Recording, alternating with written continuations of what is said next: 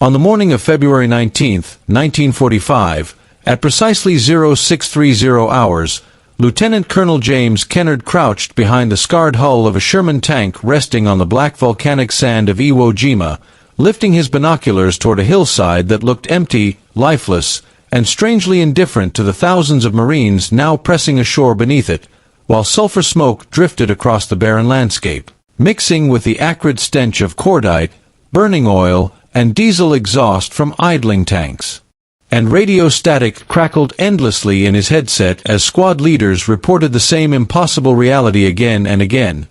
No visible targets, no enemy movement, no confirmed kills, despite the fact that the 5th Marine Division had already been fighting for 18 hours straight and firing tens of thousands of rounds into terrain that seemed to absorb violence without response. And at 32 years old, Kennard was no stranger to combat, having survived Guadalcanal and Bougainville, yet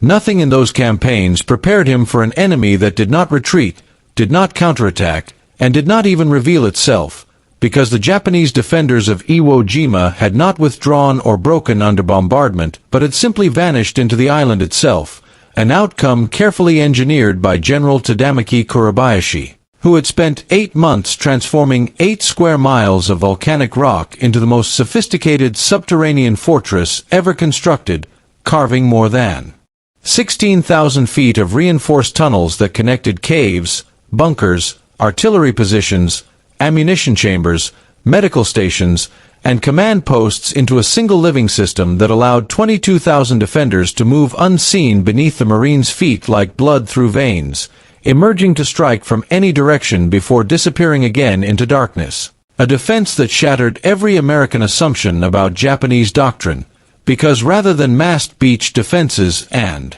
suicidal banzai charges, Kuribayashi intended to bleed the invasion force dry through invisibility, attrition, and psychological exhaustion, a reality Captain Eugene Sledge grasped with mounting dread as he watched his demolition team place satchel charges on what appeared to be a textbook cave entrance, following doctrine that had worked on Peleliu and Saipan: blast the opening, clear the debris, advance, only for rifle and machine gun fire to erupt simultaneously from 3 separate positions they had not even known existed, firing from above, below, and both flanks at once, revealing that the cave they had just destroyed had been nothing more than one doorway in a vast underground network whose occupants had already relocated, forcing Sledge to realize they were not fighting an army but the island itself. And for 4 brutal days the Marines tried every method they knew: flamethrowers, Zippo tanks, demolition charges, infantry sweeps, burning,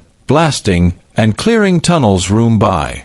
room, only to discover that for every position neutralized, 10 more opened fire, and for every tunnel entered, dozens remained untouched, because the defenders were not trying to hold ground but to drain strength and morale one tunnel at a time, so that by February 23 Kennard's regiment had suffered 300 casualties while advancing less than 400 yards. And whispers spread through exhausted units that Iwo Jima might be impossible to take, a belief reinforced on the very first morning of the landing when Private First Class Robert Martinez stepped off an LCVP at 0915 hours, his boots sinking into sand that felt like crushed glass, jogging toward a silent concrete pillbox marked abandoned by intelligence, only to be cut down 6 feet from safety by a machine gun firing from 30 yards away that killed him in 8 seconds and then vanished before artillery could respond. A pattern repeated across Red Beach 1 as squads advanced on empty positions only to be hit by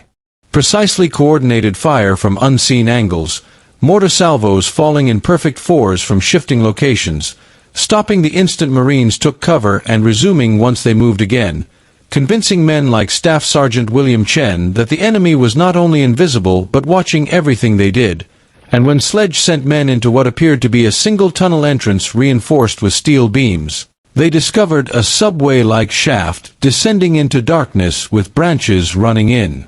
every direction, swallowing 2 Marines who never returned and confirming the horrifying scale of Kuribayashi's underground city, a system designed so there was no retreat except through American lines, meaning the Japanese would never abandon the fight because abandonment was structurally impossible. And by noon on the first day, Kennard's battalion had advanced 400 yards inland without killing a single confirmed defender, while Sergeant Major James Johnson, a veteran of World War I,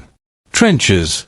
struggled to comprehend a battlefield where enemy positions did not stay fixed, where spider holes appeared without warning, where flamethrowers drew return fire from entirely different caves, and where sound warped so badly that voices seemed to come from the rock itself, producing a psychological strain unlike anything the Marines had trained for. Intensified after nightfall when Japanese infiltrators emerged from tunnels to attack supply lines and wire teams before melting away again, leaving 20,000 Marines controlling less than 1 square mile of worthless ash while an intact enemy moved freely beneath them, until exhaustion and desperation forced innovation, and sometime after February 23rd, watching stretcher-bearers pass his command post and engineers map yet another web of tunnels, Kennard asked the question that changed the battle. What if instead of trying to kill every defender in every tunnel, they simply sealed the tunnels shut? And when Chen later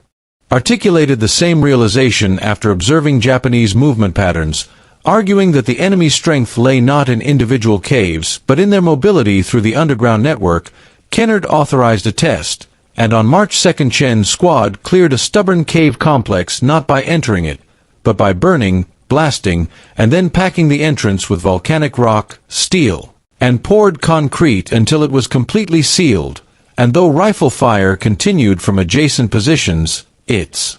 volume dropped, and that night Marines heard digging and muffled voices from behind the barrier, discovering by dawn that the trapped defenders were trying desperately to break free, leading Sledge and Marine engineers to refine the technique into a standardized method: flamethrower, demolition, collapse, seal, using twisted rebar and reinforced concrete to create barriers nearly impossible to breach from inside. A tactic that had devastating psychological consequences for Japanese units trained to die in battle but not to suffocate underground, forcing defenders like Captain Tetsuya Oishi to abandon concealment and engage prematurely at longer ranges to avoid being sealed alive, a shift that exposed them to artillery, naval gunfire, and air support with catastrophic results. And within days the sealing strategy spread across the 5th Marine Division, reducing casualties, accelerating advances, and turning Kuribayashi's tunnel system from an asset into a liability, as Marines sealed dozens of entrances per day while intercepted radio traffic revealed mounting desperation, pleas for breakout authorization, and behavior that violated Japanese military culture, culminating in a grim transformation of the campaign where progress no longer came from killing enemies in combat but from rendering them irrelevant beneath tons of concrete, a process that haunted Marines who listened at night to scratching, coughing, and voices fading behind sealed walls, yet continued because it saved lives above ground, and by mid-March over 200 cave entrances had been permanently neutralized, isolating defenders into shrinking pockets until fewer than 300 Japanese soldiers remained capable of resistance at the island's northern tip, where on March 24 Kennard watched Sledge coordinate the final sealing of Cave Complex Alpha, a multi-level tunnel system housing the remnants of Kuribayashi's command, requiring simultaneous operations on 4 entrances to prevent escape, while intercepted transmissions revealed ammunition exhausted, water nearly gone, and final requests for permission to die in daylight rather than suffocate, permission Kuribayashi ultimately granted by releasing his commanders to act on their own judgment, marking the end of organized resistance. And when the final operation began at 0930 hours, Japanese soldiers emerged in small groups to fight until killed, after which Marine engineers worked for hours pouring reinforced concrete, while voices from inside grew weaker and then fell silent, and by late afternoon the last organized position on Iwo Jima was permanently sealed, leaving an island eerily quiet in a way no battlefield victory had ever been, devoid of prisoners, wounded enemies, or captured equipment, only concrete scars marking where an entire garrison now lay entombed. And when the battle was officially declared over on March 26, Kennard stood among those seals as Navy photographers documented innovations that would shape future warfare but could never capture the psychological cost borne by the men who executed them, a cost reflected in post-war nightmares, claustrophobia, and moral unease recorded in veteran interviews, diaries, and medical studies, even as military doctrine embraced tunnel sealing for future conflicts in Asia, recognizing its effectiveness while grappling with its human consequences. Because on Iwo Jima the Marines had learned that survival sometimes required abandoning every inherited notion of honorable combat, and victory had come not with celebration, but with silence, concrete, and the enduring weight of what it had taken to win.